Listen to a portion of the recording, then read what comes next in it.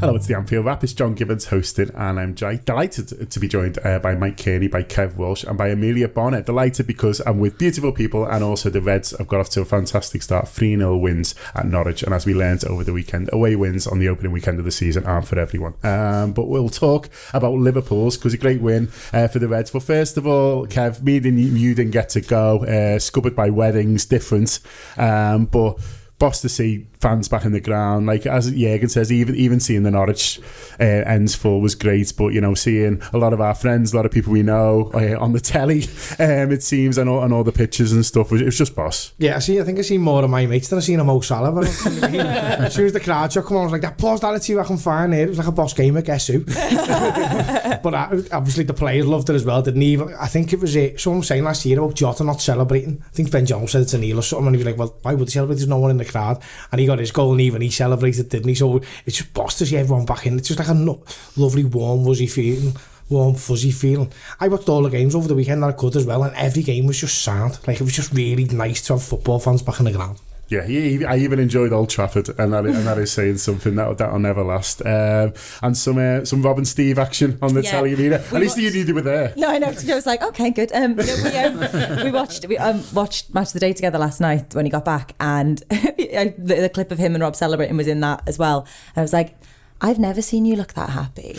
And then he was like, what do you mean? I was like, even when I'm with you at the match, you don't look as happy as you look with Rob there. And he was like, yeah, it's completely fair. It's true. It's first game. Yeah, no, back. And I don't blame him at all. Rob's better company. Big game of mates, Mike, on all the pictures and stuff. But it was boss to see it, and hearing the stories. I made up, Kivas wrote something really nice in the Athletic today about the Irregulars bus, which is the one me and Kev are often sort of found on, in body if not spirit. and yeah, just hearing about everyone having a lovely day was dead nice. Oh yeah, I was made up for them all. I was slightly a little bit jealous that it was away first and not Burnley. I went to the Bilbao game and it was like there's only 40 in, but it's the first one back in ages, and it's just the anticipation of I remember this. It was boss, wasn't it?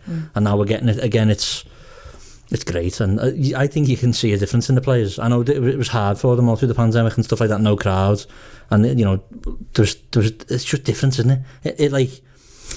I don't know what's the best way I can put it. I know it was half funny and good hearing the shouts and stuff like that from Henderson and Fabinho and all them, but you just it's the soundtrack of football like that we've all been used to, and it's great to have it back, and all them things you can still pick up on, I suppose, but hopefully now this is it and we're back full time and everyone gets to go again and have the first day back and the first let off, and because there was a few goals over the weekend there that I know Leeds ends up getting walloped, but when the equaliser goes in, it goes off in there and because it's a big derby, and it was nice to hear that the Reds obviously had to scream and it sounded great. I unfortunately never went, but it's good to hear them again. I was surprised by how excited I was as well. Like you said about you can listening to Norwich fans, which isn't something I thought I'd ever say, but they didn't have much to get excited about, but when they had moments where they did, hearing both sides of it that makes it exciting. I know we had fans in the ground at points over the last year, but it's not quite the same as hearing either side of it and how it kind of worked. I don't know, it was just special. No, absolutely. And the Reds were pretty good as well, Kev. Norwich at the moments, as they're always going to sort of first game back and stuff, but I thought largely, Liverpool were in control of the game and worthy winners. Yeah, we looked like a team who'd had a great pre-season, didn't we? Yeah. It wasn't exactly the team. Well, I know we were talking the other day. It wasn't the team I expected. You said you weren't necessarily thinking Fabinho was going to start, but I looked at the midfield and thought, well, I think that probably talks to what Jürgen thinks of Norwich, really. I know he's never disrespectful to anybody, and he'll always pick a team to win. But he probably thought, well, yeah, this is probably a little bit more of a game where it can bring these players in and maybe get them.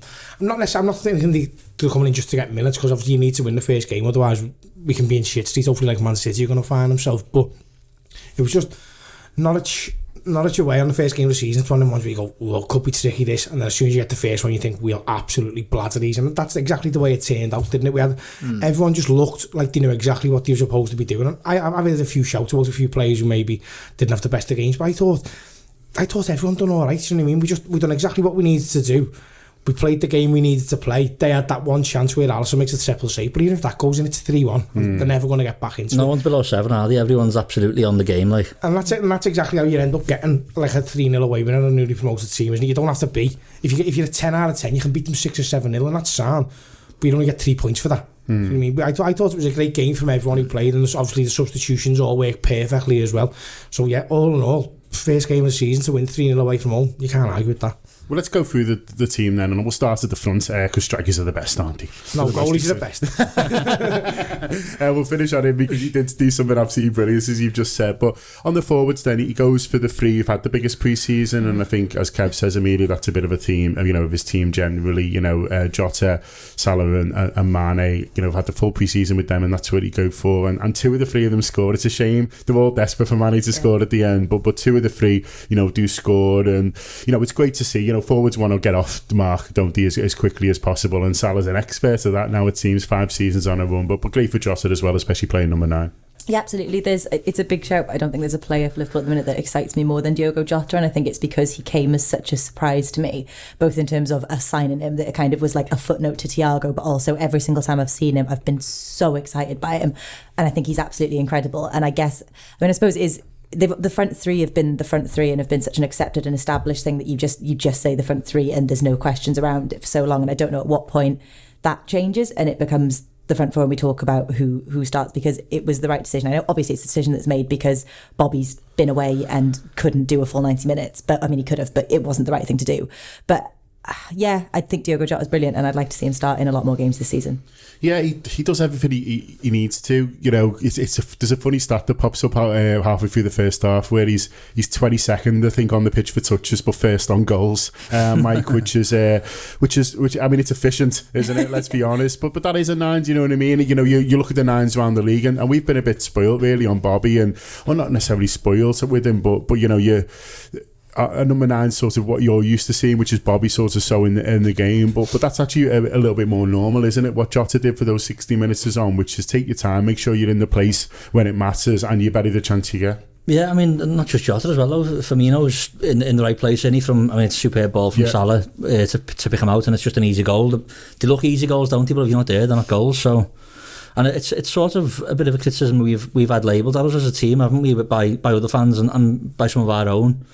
Firmino or Jota, whoever it's been, not being a 9, and to see them doing it, I don't know what's happened tactically. It'll all unfold over the season to see what's different.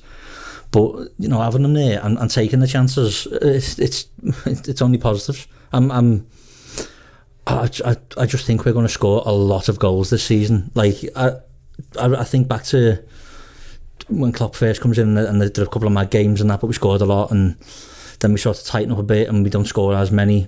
But they share it around, and all right, Mane doesn't have the best of seasons last season in terms of his output, but I think all 4 of them are getting in double figures, possibly 3 of them even into 20s, because I just think there's chances going to be made of plenty this season, and the way they're starting, they just look sharp. I mean, Salah nearly scores he's having his own competition in one game for goal of the month / goal of the season. The volley he just misses from the cross, his actual goal is really well taken.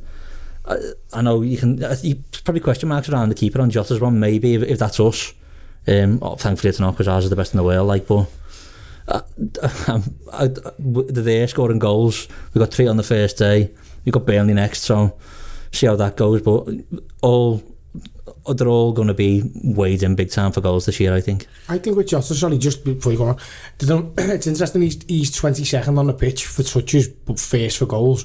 And if you think about it, for the last 18 months, Firmino's probably been the exact opposite. Yeah. 0 goals, but all the touches, and I think it probably speaks to the fact that Jota plays more as a real number 9. Nearly has 2 as well. The header's really well saved by Crew. Yeah, it's a good save. And even his finish, I know the goalie has to make a decision there, because if he's going to slam it from 7 yards, if you're not already moving, it's gone past you, and he's just been a little bit unlucky with the way he's gone and the way the ball's gone in. But for a number 9, for any other team in the world except Liverpool, you'd say that's the way to play the game. You don't want your number 9 having 1,000 touches in the centre circle, because he's not close enough to the goal.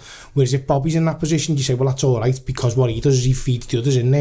I think it's nice for us to have that little change where it's a like for like in terms of number 9, but really it's not. You're probably playing Bobby more as a very forward-placed midfielder as an attacker, whereas you're playing Jota as I'm going to be in the box and I'm going to be between the sticks and I'll get the goals, and sometimes that's what we'll need, and it's nice to have them options now. But I'll stick with you, Kev, because Mike makes a good point that actually both the number 9 goals are proper number 9 goals, aren't they? And it's nice to see them sort of both in there. You know, Jota's sniffing, you know, gets the break and sort of, you know, it's a sharp finish. And I agree with you. I won't be too harsh on the keeper, because when someone hits hard and low, first time, boom, then you're just sort of hoping to get lucky effectively there, aren't you? And I think Bobby's is a real sort of stylish finish as well, but he's great that he's sort of in there, and I'm really excited about Bobby this season. I know you love Bobby F, don't you? Showman like yourself. But I think he's going to be great this year. I'm really hopeful. Yeah, and it's weird for me, you know, obviously last season he sort of come alive at the end of it, didn't he?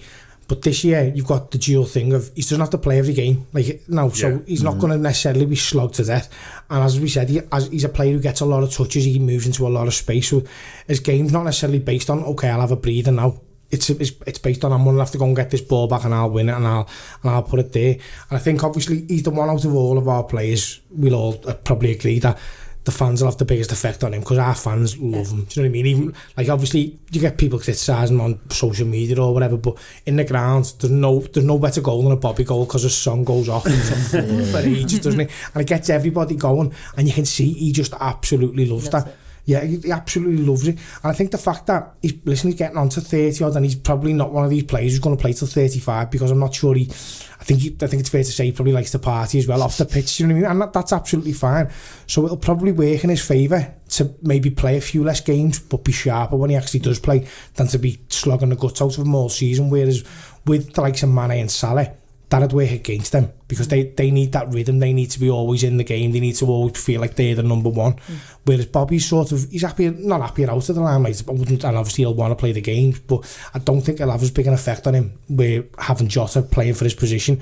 And obviously Jota is absolutely desperate to play the games, so it creates a nice little bit of competition between them two, while leaving the other two basically free to do whatever they want to do, which is perfect, because it definitely is a front four now, isn't it? It's a confirmed front four, and going forward for the rest of the season, you think to yourself, if you're in one of them games where you're going, it's just not going right for us here, this is just not working, whichever one of Bobby or Jota is on the bench and you bring them on, you just think, if you're the opposition, what are we going to do now? Because it's totally going to change the way that they play. Yeah, absolutely. I'll move Salah then. Let me count the ways. It's 2 assists and a goal. I think the first one is a bit of a fluke, I think it's fair to say, but the second one very much isn't. You know, the assist for Firmino, it's brilliant technique, and Mike before talks about his technique and the one on the volley and stuff, and I think it's something that is almost a bit underrated in his game, in that I think 9 Premier League players out of 10 take a touch on that when it comes to him, because it's not a pass. You know, Mane's trying to shoot and it sort of bounces to him, and I think most players take a touch there, but he just backs himself to just slide it across straight first time for Firmino, and that's what makes the goal, because if you take a touch then suddenly the defenders are able to get back. And he just always impresses me so much with his ability on the ball, and you can talk about his pace and his goal scoring and things like that, and a lot of that's obviously, you know, built on his technique as well. But yeah, just what he's able to do with the ball, especially first time, you know, is absolutely incredible. Yeah, there's no one else like him in the Premier League or otherwise, to be honest, and we're incredibly lucky to have him and to still have him. But I think what I like the most about, I mean, obviously the goal is incredible and I like that the most, but after that is, as you say, that he's trying to help Mane, and I think often you can see Salah, and I suppose this happens more towards the end of the season when he's looking at how many goals he's got compared to other players in the Premier League, but he sometimes gets in his own head or gets frustrated and is so kind of like tunnel visioned onto wanting to get his goal that it almost throws everything else off around him, and it kind of, he becomes so focused on that the rest of the game doesn't quite work as we'd like it to. And I think it's nice that he gets his goal and then he wants to help Mane score, and he wants to kind of like help the others around him, rather than he can just get so focused on it and he gets so annoyed at himself, and like when he then gets taken off when he hasn't achieved what he wants to achieve in the 90 minutes, he's fuming. So it was nice to see the complete opposite of that. Yeah, a perfect day for him, and it's some goal as well, Mike, and it's great because he's scored about 20 of them just over the last sort of 2 seasons. But it's one thing knowing what he's going to do, it's another thing stopping it, and it's just the boom, the shift, and it's past the goalie, you know, before anyone can do anything about it. It's the mark of actual world class, isn't it? Being able to do it and do it and do it, and then, like as you say, people know he's doing it, and you just can't stop it because he's that good at it, and it doesn't matter. Like it just feels like autopilot, doesn't it? Once it's like, you must know there's like, goalkeepers know the angles of the goal. he must know the angles of the pitch without even having to look up sometimes. If you've seen like a certain spot on the pitch or like a marker of the penalty area or whatever, he must know. I know where the goal is, and I know if I shift this and just do it, it's like what's they call it, like muscle memory. Yeah, so like you do anything often enough, you just do it without thinking, and he doesn't have to think, because he knows, well, if I hit this the right way every single time, it's going to be a world-class save to stop me. It's going to be in the corner. And does it hit the post on the way in, or does it? No, just straight in. It's just straight in. The noise it made, it was like, it didn't sound like he slammed it, but there was well enough, like you would never get near it. And if he'd got a fingertip to it, I wouldn't have pushed it wide, because it was true. Like there was no, like you said with the pass before, he knows what he's doing. And like we know what we're doing sometimes, don't we, when we play football? But like 3 times out of 10 it happens for us, like 9 times out of 10 it happens for him. 3 times out of 10 for you, maybe, not for me. It's just the absolute, like that. I think that's what we'll never see, the training. He must do that at least 4 or 5 times a session in training.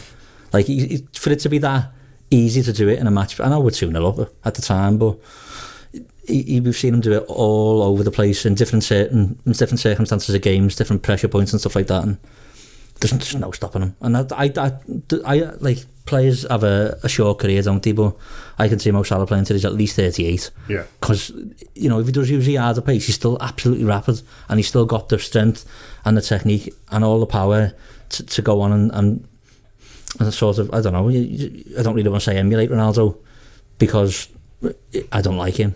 but Mo Salah's going to be something else, and hopefully, fingers crossed, all the contracts that we've signed at least recently, hopefully he's the next one, because he's,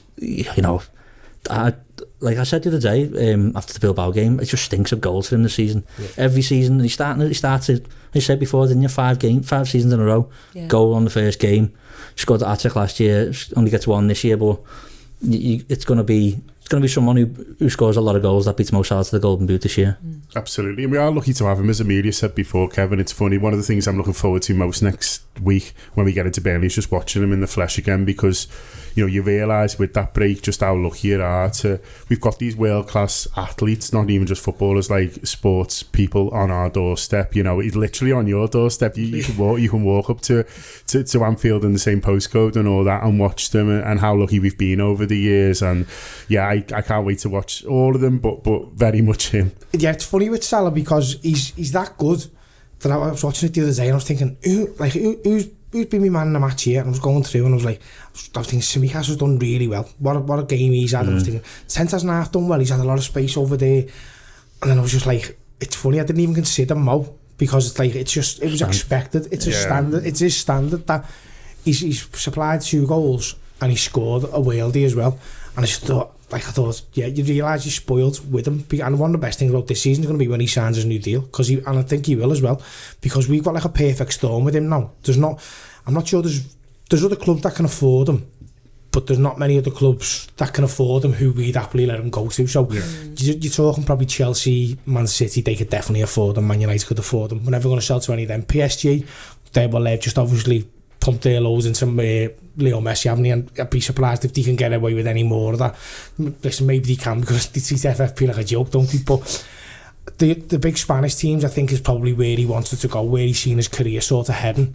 And it's just not a thing at the moment, is it? It's just like, I'm not sure when that ever gets back to being. I think it probably will, because they're all I just don't get it with him, Like, I just feel that he's every time he's had an opportunity to, without being prompted, he's just gone, yeah, I'm happy here. It's really good, I love it here. But that has surprised me. I didn't think we'd still have him. I really didn't. I thought of the front 3, or like any of kind of the players like him that were going to be gone, I thought he'd be, yeah. I think he made a few noises, and I think it did not, less so him, more of his agent, but let's face it, that's the agent's over the player, isn't it? But the perfect storms happen where them 2 options have basically been obliterated now. There's no way to go to Real Madrid or Barcelona anytime soon. And so Liverpool get to offer him what will be an absolute mega deal, and it's great to see Liverpool offering them deals to players like that, because, as we've all said, he's probably the best striker in the world at the moment. Yeah. There's nobody to touch him. I wouldn't swap him for Harry Kane. Listen, if you offered me Kylian Mbappe and Mo Salah, and you just said you get each for 1 season, I'd keep Mo Salah. I genuinely would. The only thing Kylian Mbappe's got over him at the moment is the fact that he's 5 years younger than him. Yeah. So he's got like a trajectory that goes probably stratospheric. But Mo Salah keeps improving and improving, and if Saturday's performance is anything to go by, not just goal scoring but assists, and his assist numbers are good anyway, but he was like going out of his way to try and get Mane a goal the other day, whereas last couple of seasons it looked like them two would have gone out of the way to, you know what I mean, they wouldn't want to talk to each other, would they? Whereas now he's going for that as well. So listen, if all that harmony's in there, mate, there's going to be some tough times for some defences this year. What did you make of Mane, Mike? Because he's the only one who doesn't get a goal. Had a decent little run in terms of pre-season goals. Doesn't get one this time. But I thought, you know, personally, he contributed pretty well as well. And, you know, maybe it'll be his turn next week. I think he's sharp. I think they're all sharp. That's what the main thing we've took out of pre-season is a lot of them have had a break. Like Sadio Mane and Mo Salah and them have had the first big break. Like not playing in international tournaments or, you know, come back off injury or whatever. They've had an absolute, like, what was it, 7-8 week holiday, back in full pre-season, no injuries, and they're just sharp, as you would be doing double sessions with Jurgen Klopp and on all them fitness absolute maddies. But, it's a technical term. Yeah. But like I just Mane's always been to me. You've had Salah, obviously, who's the absolute standout. And they both get 22 Premier League goals. It does feel a bit like Mane still was a little bit underappreciated. Yeah. Weirdly. I don't know what it is, maybe because it doesn't look like it's... so you used to have the thing with Eden Hazard in the Premier League because he looked like what they'd say more of a footballer. I don't know, like, I don't get it myself because I like his numbers in the Premier League were nowhere near what Salah or Mane's was that season. They both get 22. But yet there's still some people out there who think he just looks a bit silkier. The best thing about Mane for me is that if he's not going to know what he's going to do, but he's like, it doesn't look like he does, but he definitely does, sort of thing, if that makes any sense. Defenders they haven't got a clue. So strong. They're only about 5'8", 5'9", the pair of them. But and there's just no stopping them. Because there's a couple of times there on Saturday where he's like, I've got the run of this kid at Max Aarons. And he's like, I just know I've got him. And you could see him, basically saying to him in his body language, you do what you want to do, and then I'll just beat you anyway.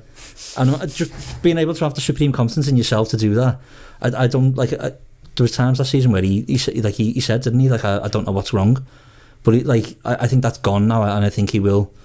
You know, the goals will come for him, and when they do, like, if you're stopping Salah from scoring, you think he's doing a good job, Jota will pop up, and if Jota doesn't, Mane will. Mane doesn't, Firmino will. Like, there will be a game obviously at some point this season where we might have a nil on for 90 minutes, but we'll get one in the 90 seconds. Yeah, there's just like I wouldn't even like to be thinking about how to stop Liverpool Football Club at the minute.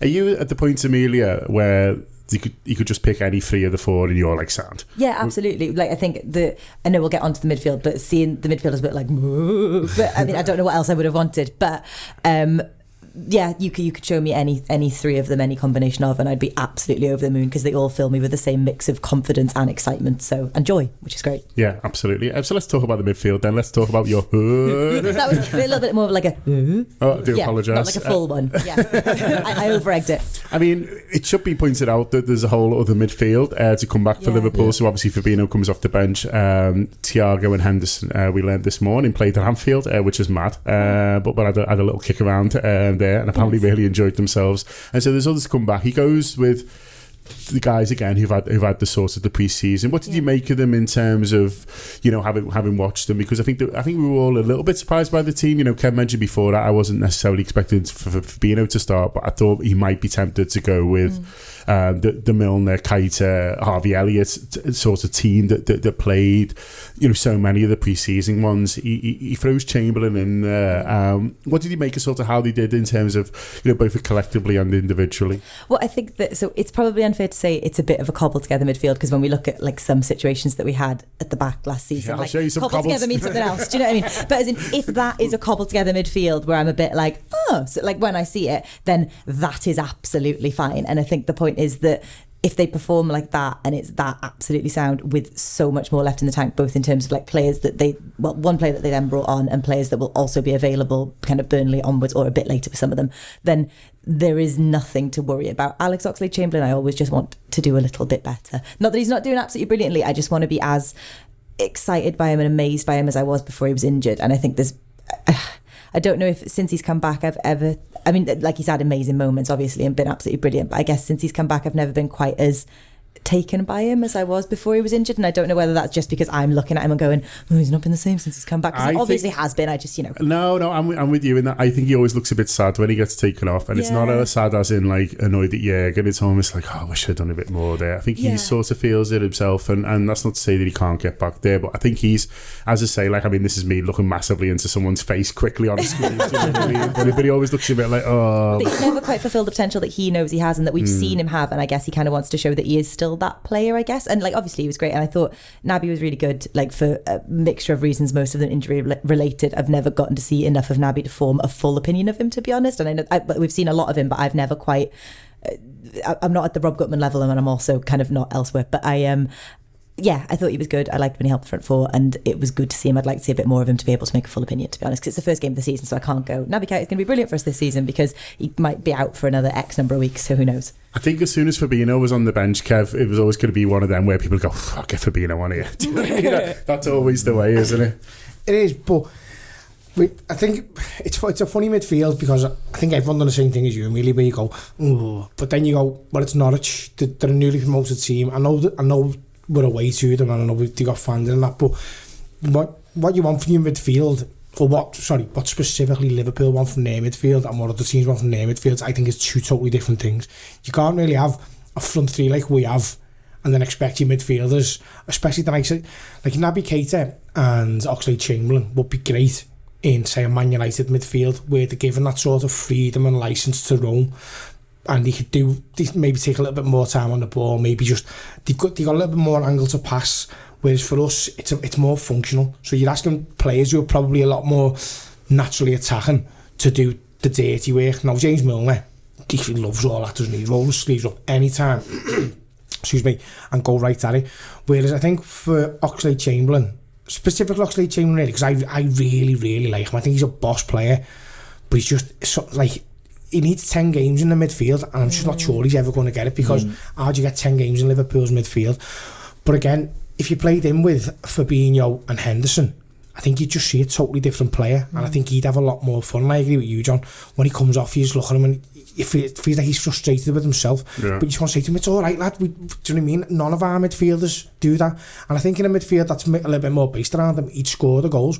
But you've got to temper that. I thought Saturday's performance was perfectly fine. It wasn't off the scale 9 out of 10, brilliant. But it wasn't a 4 or a 5 either, where you're going, oh, we can't be having that anymore. It was a performance that was needed to beat a team like Norwich, and sometimes that's all you need. 3-0 away from home, no problems whatsoever.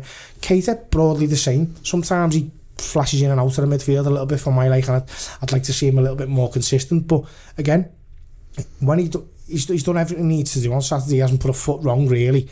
And I think what people are wanting from them is like more like attacking and goal scoring. But then if they're getting into that position, the likelihood is they're going to be in the way of the front three, or even worse, we're not going to get the ball to the front three quick enough. So you're going to find them carrying the ball through a midfield, which allows the other teams to just get back into 2 banks of 4, and before you know, there's no space for anyone to get in there. So our midfield's more about the function of take the ball off them, give it to the wide players 9 times out of 10, and let the wide players feed the attackers, and it's worked perfectly for us for 3 or 4 years. So I think sometimes with the midfield you've got to just think, what does Jürgen want them to do rather than what do I want them to do? Yeah, it's a good shout that by Kev, Mike, in that I thought it was quite a Ronaldo performance from Keita, and you know, admittedly Keita needs to do another 30 in a row now. That's what Ronaldo did, didn't he? You know, in 8 weeks. But it was you know, it was a very, as Kev says there, sort of Liverpool style midfield performance, wasn't it? There wasn't sort of 5 things that I can throw out to you now and go, oh, that was brilliant what he did. But you know, he won the ball well, he pressed well, you know, he functioned, you know, as part of the team, and yet I thought it was a solid performance from Naby. Yeah, what did surprise me is he was taking the ball a lot deeper than he normally does. I'd say in the midfield he was a bit more of the, I don't know, maybe he felt more responsible. Even though I think I'm not wrong in saying I think Chamberlain and Keita are similar ages, if not the exact same, 25, 26, something like that. I think it was birthday today, wasn't it? Oxlade-Chamberlain's birthday yesterday. Was it? No idea how old he was though, sorry lads. Shit story, Kev. Soz never got my cake there, like. Yeah, I've got Neville Chamberlain. Is he any good in centre midfield though? He's 28 the other day, Chamberlain, so he's a little bit older. I think Kite is... It's interesting because, you know, he was doing a little bit more of that during the pre-season games, and I think he was quite enjoying being like what you call like the second midfielder, Mike, and you know, he's in the past he's very much been the one who's been expected to get forward, but playing next to Elliott, I think he was being a bit more of the mature one. I think he's carried that into the season. Yeah, and maybe that will stand him in good stead. Hopefully, just, you know, it's the consistency of him staying fit, isn't it? And if he does, which, you know, I think the season might be, I don't want to speak too soon, and he might, you know, footballers get injuries, that's the way of the world, isn't it? But if he does stay as fit as he's ever been at Liverpool, he'll get the most games he's ever had at Liverpool. It's as simple as that for me. He's a part of the squad. And yeah, the fact that he can be used as that sort of player he was yesterday, but also as maybe a bit more of a, you know, a forward. You know, you put Thiago and Fabinho next to him there, or Henderson, and you'd think that, all right, we might see a bit more from Naby going forward today. I think it's nice to have these options, and, you know, it's having them that's the problem, isn't it? If he's there, you can use him, but if he's not, you can't, and it's not really his fault.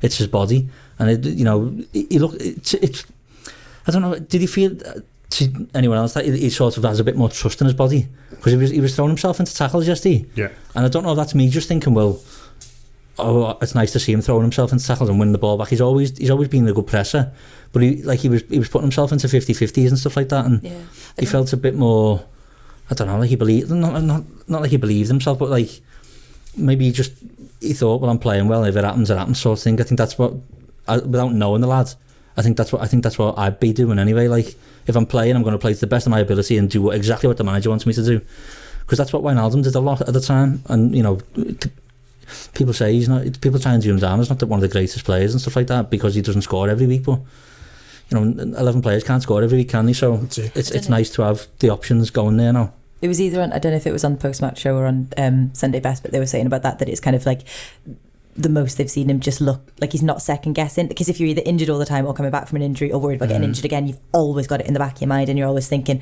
well, if I go in 100% on this, X might happen. And it seemed like that wasn't there, and he wasn't second guessing himself, and he was just like confident in his body and with what his body could do, which is nice. And if that continues, then that's absolutely brilliant. Yeah, absolutely. A little bit on Milner then, Emilia. We're talking about, you know, Keita not having these standout moments. I loved James Milner's clip ball out to Trent for the opener, and I also loved him slapping Chimikas. So there's two. Feel free to talk about either of those.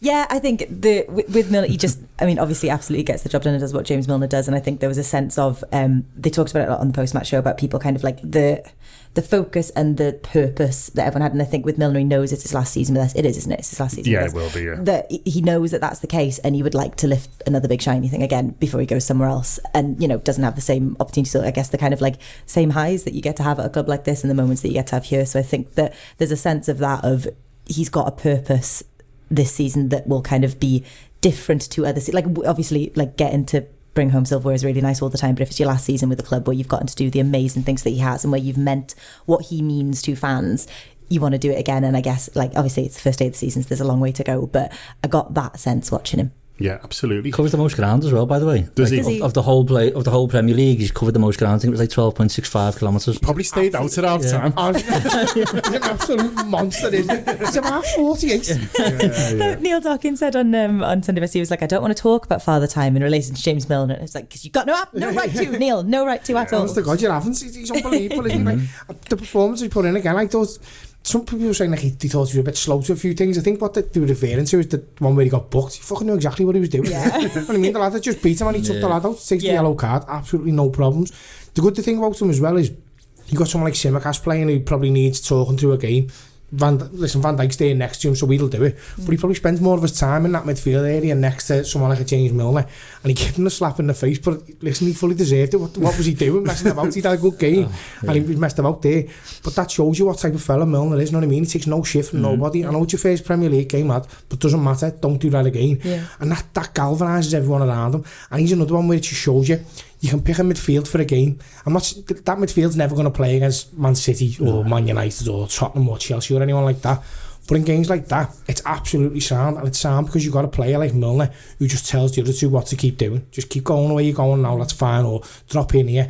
And listen, Father Time catches up with us all, apparently except for him, and it wouldn't surprise me if he got another 12 months, because as a utility midfielder stroke fullback, he's probably irreplaceable, really. Like, you're not going to sign anyone, like, you're definitely not going to get anyone the same age as him because he's so old, but you're not going to get anyone with the experience and the willingness to learn and the eagerness to help that you get from him. He's a fantastic player. He's definitely our best ever free sign, isn't he? Yeah, absolutely. Unreal footballer. Okay, we'll talk about the defence. I'll stick with you, Kev. It's just boss to have Verge back. It was nice to have Joel Matip back as well, because, he's been a long time out as well, but the pair of them, nice little clean sheet to come back to. Yeah, Van Dijk, just looking at him on the pitch, he's like, he just radiates calmness, doesn't he?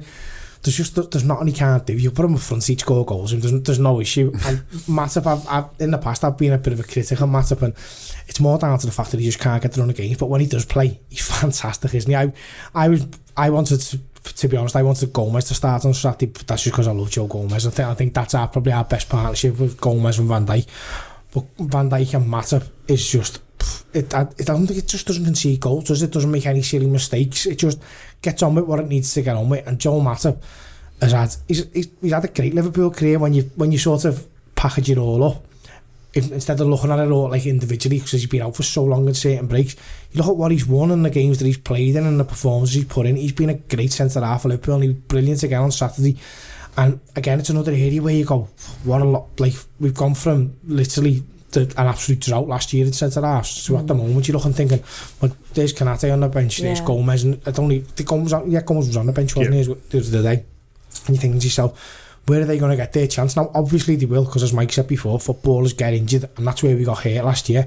But to have all four of them all ready to go on the first day of the season, if I'm anywhere else in the league, I'm just looking going, what happened to them last year is not going to happen again. We've got a full squad. All have had a full pre-season, except for what is it, just the Brazilians, really, basically, isn't it? And Henderson, who've had a full pre-season. And you just think that all helps. You're talking about Keita before, trust himself a little bit more because he's had a full pre-season. Joel Matip, full pre-season. He's probably thinking, well, I can go. Like, you've got it's my shirt to lose now because I've been in there from the first day of the season. And again, Neil said when we were doing like the pre-season previews about how if we win the first 6 or 7 games, you might have teams just going, well, we've got no chance of catching these here. And obviously City have already lost one now. And I think our 6th or 7th game is them. So if we've won the 6 going into that and then we win that one, you can see teams going, well, there you go. There's the league on already. It's September. Yeah, Kev makes a few really good points there I want to pick up on, Emilia, but the first one is remembering what Matip's done in a Liverpool shirt, because he starts the Champions League final with Virgil, obviously, and Virgil obviously loves playing alongside him, I mean, he loves Joe Gomez as well, and I'm sure he'll love Kanate eventually when he gets a chance to, but, so we don't think necessarily Virgil's going saying, I want to play with Joel, but he's certainly very happy playing with him, he has fun with the, with the no context Matip stuff, he literally got the t-shirts and stuff, but they obviously really rate him as a player, and they've got that memory of winning the European Cup together in Madrid, and it wasn't just that game, that run, arguably Matip outperforms Van Dijk in that sort of 6 to 8 weeks in the build up to that. He's brilliant, and someone like Virgil will remember that, and he'll feel good playing, coming back saying, I've got my mates alongside me. Yeah, I think with Joel Matip it was very much like a, you don't know what you've got till it's gone type thing. Do you know what I mean? That like I'd never been going, brilliant, Matip, whereas now every single time Matip is on the team sheet I'm going to celebrate it like it's a goal, because I am that excited. But like genuinely though, obviously we were all going, this is it, Van Dijk's going to be back, first game of the season, Van Dijk's back, and like an incredible recovery to be back for that, considering the injury that he had. But I think we should be as excited by Matip being back, because he's brilliant and he gives me that same sense of confidence. Obviously no one gives me the same sense of confidence that Virgil van Dijk does, but we should have that kind of that sense of calm that you felt for most of the Norwich game. And I know they probably didn't have to do that much because they weren't called upon for that much, because there's not much that Norwich do that kind of gives them cause for much excitement, but it's absolutely brilliant to see him back, and I'm very excited by it. Yeah, excited by the pair of them, and like Kev says, Mike, excited by all our options now, and it is quite a jump. We talked at the top of the show saying basically, of the front four, pick any three of them sound. I was sort of like that with the centre half, so I'd love to have seen Kanate start because you think he's brilliant. Like Kev again, I'm praising Kev far too much here. He's made some really good points, to be honest. He's used them all by midday Monday though. I was gonna pick a mad tea tonight, so Joe Gomez, I love Joe Gomez as well. He basically could have picked any of them. Mike and I would have been happy, but he picks the two and they keep the clean sheet, so as ever Jürgen knows best. Even better than Kev. Yeah, and I know this is a left back, like, but proof is in the pudding with that. We've seen Tsimikas, you know, last season, Robbo gets that injury last season, the last game before the season. Everyone's like, oh no. It's like that, but this season, you know, a bit of a pre-season, everyone's going, all right, yeah, he looks all right, and then he's coming in, apart from the one where Milner has to give him a bit of a slap, just really solid. And the fact that we've it's the spine, like, I always used to hate people saying it about United when I was growing up. They had a really good spine, and you know, you don't win nothing without a good spine. Rafa's team has a great spine, and we still didn't win something. But now we've got a combination of having a really, really good spine as a team, the best goalie in the world, best centre half in the world, you know, arguably the best striker in the world. But you've got Fabinho as well. It feels like we're spoiled for choice in just having really, really brilliant players, no matter what we can do. And if they're available, then we're absolutely flying. And by the way, I think time will reflect quite well on last season for us, I think. All right, we have that really horrible January, 6 games on the bounce losing, but, you know, we finished 18 points clear of City when we win the league on 99, and they finished 17 clear of us after we went through everything we went through. All right, we finished third, and United finished second, but we were top at Christmas. We went through that horrendous run. You know, we were about a good 10 points off top 4, and we ended up finishing third. I think it's going to be really underrated, and it does feel as if, I think I said through the week, to be honest, it felt like people were sleeping on Liverpool a bit, apart from us. You know, we're obviously seeing it and thinking, well, we've literally just witnessed Liverpool, this greatest Liverpool team, win the European Cup and the Premier League in our last 5 years of our lives. You know, the World Club Championship, all that. We've literally witnessed a lot of these lads do that. We know what they're capable of. When they're fully fit, it's not going to be a surprise to anyone of us in here, or anyone going to the grounds or watching us all around the world who follow Liverpool. It's not a surprise to us, and it might be a bit of a surprise to the Premier League this season, and it shouldn't be, because we're the only ones who've had a proper go at City. We've took them all the way one season, and then with the disappointment still going to manage to win one of the biggest club football trophy you can. We won the league the season after, and it's just, it feels as if all these players now will be like, look at that last season, and we still finish where we did, and watch us this season. And the fact that, you know, it's career ends and threatening injuries, Matip and Van Dijk, really, to be honest, and Matip's has his problems all through his career, really, but, you know, as you mentioned before, the Champions League game, he gets an assist for the Origi goal, that settles it. The maddest flick you've ever seen, perfectly weighted into Origi's path. People forget about that because, you know, who's that bothered? Once the ball's in the net, everyone's just having a lovely old time. Upside down. Is it that sort of thing? When you think about it, like, to have the awareness to do what he did that night to settle that game for a centre half. I thought he was going to score at the weekend. Like, he was literally. There's a couple of times where he stayed up from a corner, just thinking, "Oh, I'm having a lovely time here. I will score at some point." But imagine, like, I don't know, like, as you mentioned before, the depth he've got. It just feels as if we've sort of cheated somehow, because I know it's only pre-season when we've seen Konate, but he's the profile of a Liverpool centre half. He's huge, he's quick, he's good on the ball. More of them, please, because, you know, we've seen, and we've got physical proof in our team at the minute that they're great. So I can't wait. I can't wait. We're back in the ground, but I genuinely can't wait to watch Liverpool be as good as I know they can be this season. That's right.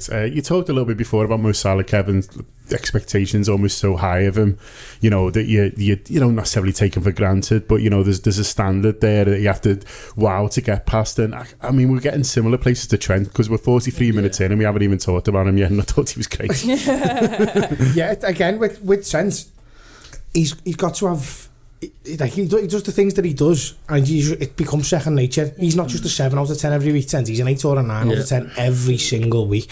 And people criticised him last year a little bit, but it's because of the highs you've seen from him that when he does drop to a 7 or an 8 out of 10, you're like, what's going on there? And that should be a level as a footballer, but Trent's not just like any footballer. He's world class, and he's absolutely brilliant.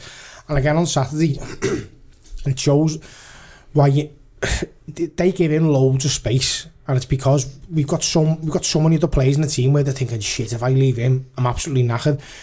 But with Trent, what he does is he bombs on from so deep. It's so hard to track him. Who tracks him? Because he starts next to your striker. Yeah. And if your striker tracks him, then what's going on there? That's never going to work. So your winger might have to track him, but he's already gone by the time he gets there, because he'll play a little triangle with whoever's playing on the right side of the defence in the midfield. And because he's such a good footballer, not just an athlete, you know what I mean? He gets up and down the pitch, but it doesn't matter where on the pitch he is, he'll be able to play football with someone and you'll go, wow. But then he's got the delivery as well, and his delivery it's unbelievable. And it's why I always think he should move into midfield. I'm not going to get into the discussion on here because I know a lot of people don't, but a player like him, he's another one. Like I said, Van Dijk could play up front and score goals as half a joke before. You could put Trent in goal and he'd be good, because he's just a naturally talented footballer. He looks stronger this season as well, doesn't he? He looks bigger. I think he looks massive, massive set of shoulders on him. Even his legs seem to have grown. He's just like, I was comparing him to Curtis Jones to someone the other day, and I think Curtis Jones might be a little bit younger than him up, but they're probably the same age. But if you stand them next to each other, Curtis Jones looks like Trent did 18 months ago, like sort of wiry, big and strong, but wiry and not necessarily fully filled out yet. So Curtis Jones will hopefully go through the same sort of transformation as Trent has at the moment. But that extra bit of power and that extra bit of beef on him this season, we'll probably see him go to another level. And if you think about the level he's already at, that's unbelievable. I thought he defended quite well on Saturday. Like it's always levelled at him, isn't it? Mainly from an England perspective, really. Which I think that's a myth. It is a myth, because he's got the best stats in the league last year for blocking crosses, and you know his positioning. I don't know what it is about some players. People just get it in their heads to have an argument about some players sometimes, and that's obviously one with him. That's rubbish. Like, he was cutting things out the other week. Literally Saturday, who am I? Getting excited there, aren't I? But he was cutting things out on Saturday, and I was like, well, what do people see? What are people missing? He's literally doing a right back's job while running the game and being our most influential person on the ball. And he's never ever hitting and hoping. He's always knowing what he's doing with his passes. Again, the thing for Trent is the functional midfield really helps him, doesn't it? When you've got midfielders who know exactly what to do and when to go and when to sit, that really helps a player like Trent. And listen, he doesn't necessarily need it, and he probably doesn't necessarily need it against someone like Norwich, but in the bigger games, when you'll have Fabinho, Thiago and Henderson hopefully as the midfield three, you'll probably see that Trent weirdly has even more freedom, because he knows that if he's caught on the edge of their box, it's not a massive issue, because one of those three will have covered whatever needs covering in there. But having him have the ability to get up and down the pitch first is unbelievable, because it means we don't have to play any type of winger. Our winger is effectively the striker, who basically just stay up front. They don't necessarily track back that much, especially obviously you've got Mane who helps Mane helps Robbo more, whereas Salah, he works hard in probably the final third, but you don't necessarily see him getting back to the edge of our boxes maybe you would see with a Mane. So when Trent he has more to do, he probably has more to do on his own as well, and I don't think he minds. I don't think it's not an issue to him. He's got the fitness, he's got the ability, he's got everything about him, plus he's got the love of being a Liverpoolian playing for Liverpool as well. He's fucking great to see. I absolutely love him. Absolutely love him. We'll finish on the keeper then.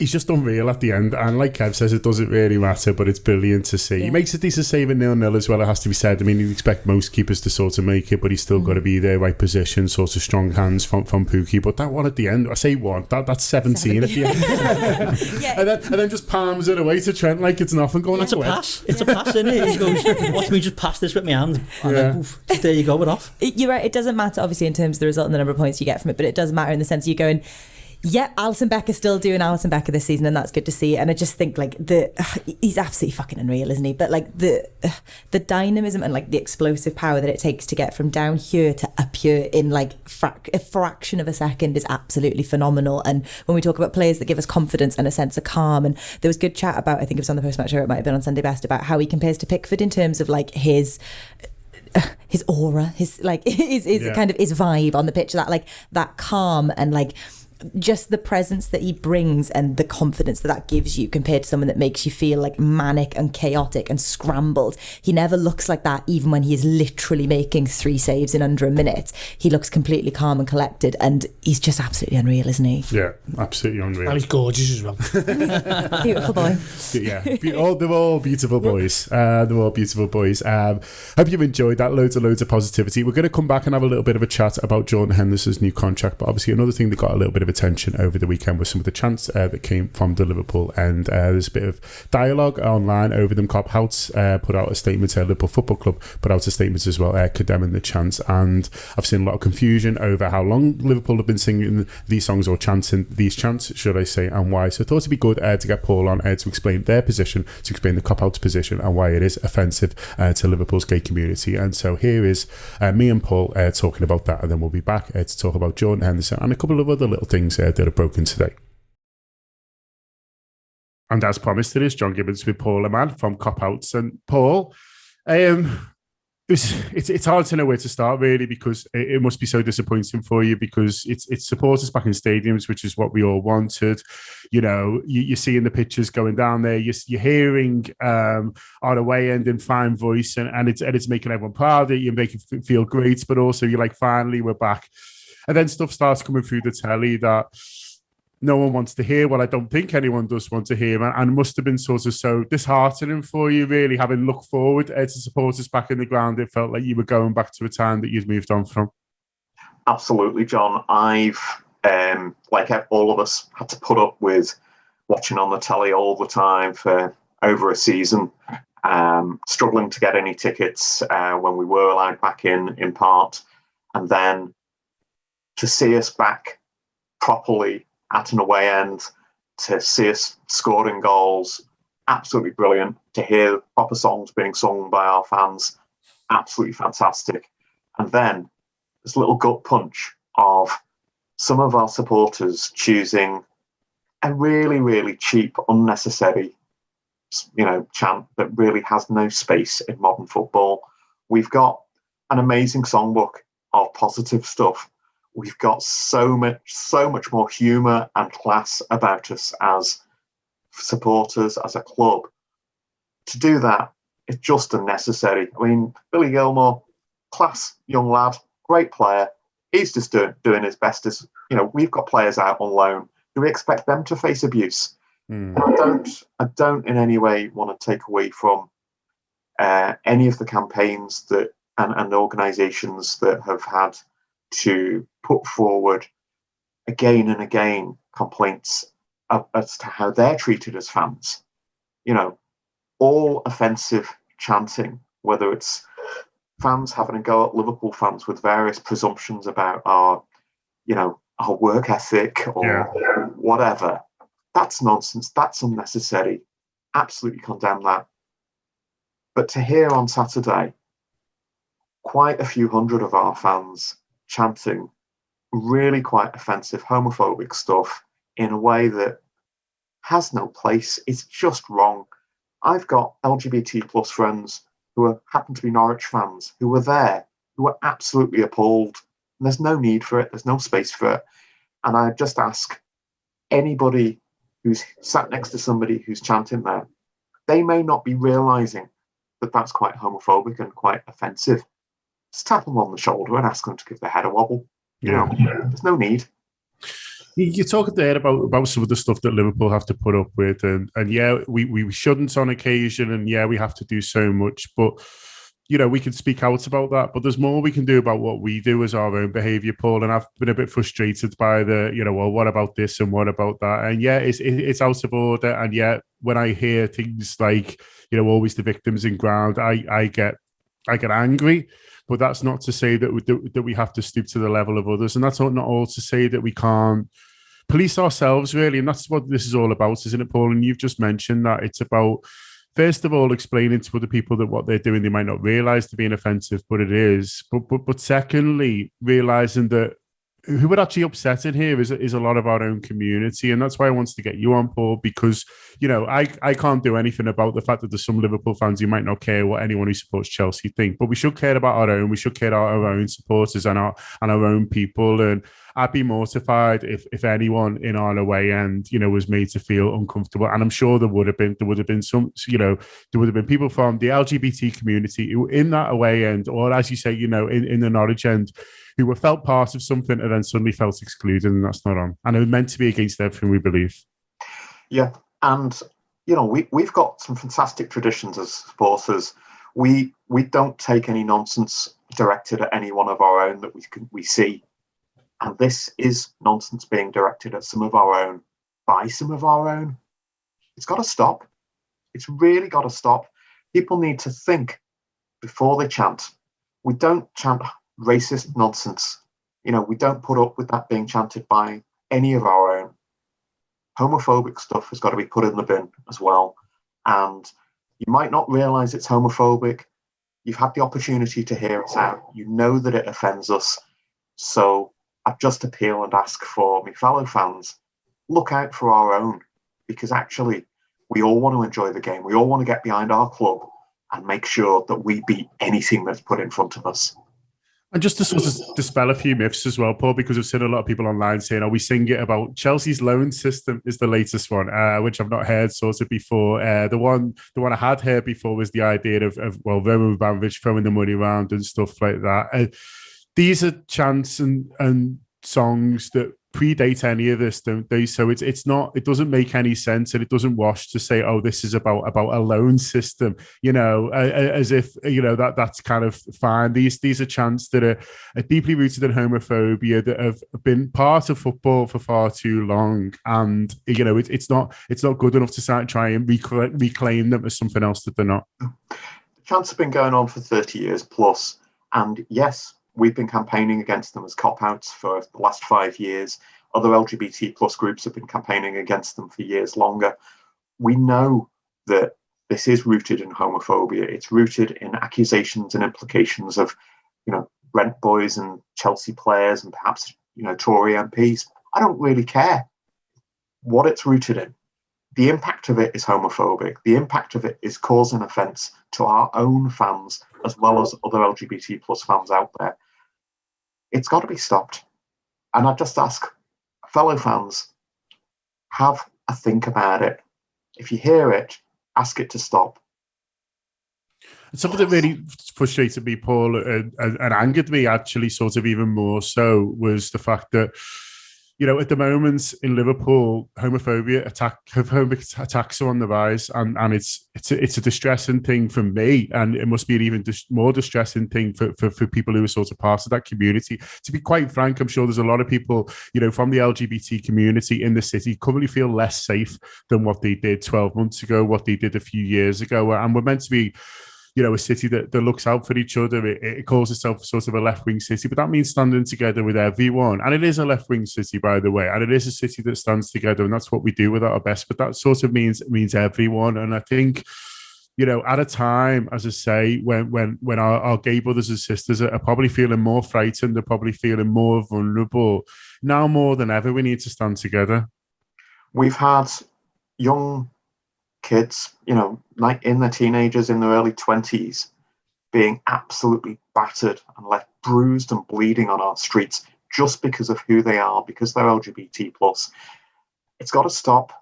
We've got to have more decent people step forward and knock on the head some of those attitudes that leads to that kind of hate.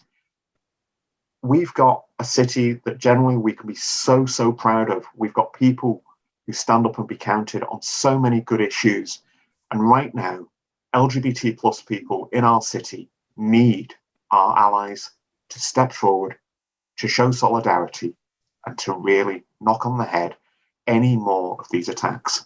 Yeah, let's all allies to each other, and let's all support each other now more than ever. Paul, thanks so much for coming on. I wish it was in slightly different circumstances, but we'll get you on to talk about the footy very, very soon, I promise. Fantastic job. Look forward to it. Take care.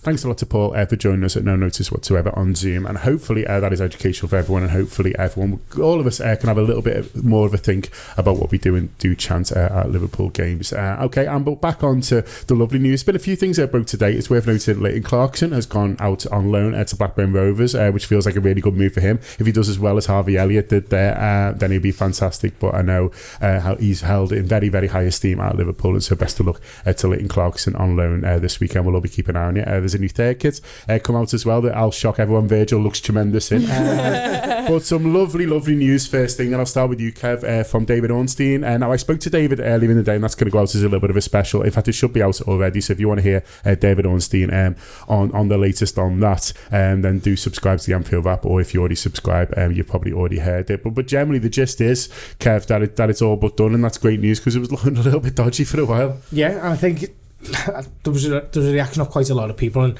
people say, "Oh, don't worry, it's only a tactic, and it's only this and it's only that." But I think the noise is coming out of the fact that Jurgen Klopp sort of put his foot down on this one and said, "No, this is what I want," and that probably speaks volumes about the Genie Wijnaldum case, really, doesn't it? Because I think he'd probably prefer Genie to stay, but ultimately he hasn't sort of thrown his weight about the club and said it, whereas the skipper gets into a situation where, do you know what I mean, there's even a possibility of him leaving, and Klopp says no, he's one of the most important players here, we need him, do you know what I mean? And they've given him a contract that you probably would have said FSG wouldn't have really been in favour of doing so. He's at the age that he is, probably the amount of money that he's on as well, and listen, I've got no problem with it. I think he earns every single penny. I absolutely adore him, he's brilliant.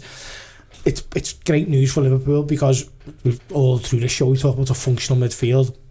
That's exactly what Henderson is, but with that little bit of stardust sprinkled in, where you can put a 60-yard ball over the top onto someone's toe.